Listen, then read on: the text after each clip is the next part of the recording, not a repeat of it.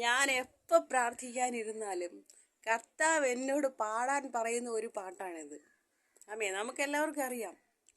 നിനക്കായി കരുതും അവൻ നല്ല ഓഹരി, കഷ്ടങ്ങളിൽ നല്ല തുണയേശു, കണ്ണുനീരവൻ തുടയ്ക്കും.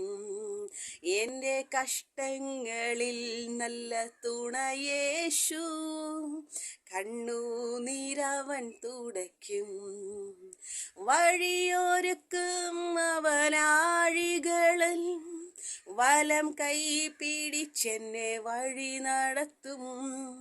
വാതിലുകൾ പലതും അടഞ്ഞിടിലും, വല്ലഭൻ പുതുവഴി തുറന്നിടുമേ. നിനക്കായി കരുതും അവൻ നല്ല ഓഹരി, കഷ്ടങ്ങളിൽ നല്ല തുണയേശു, കണ്ണുനീരവൻ തുടയ്ക്കും.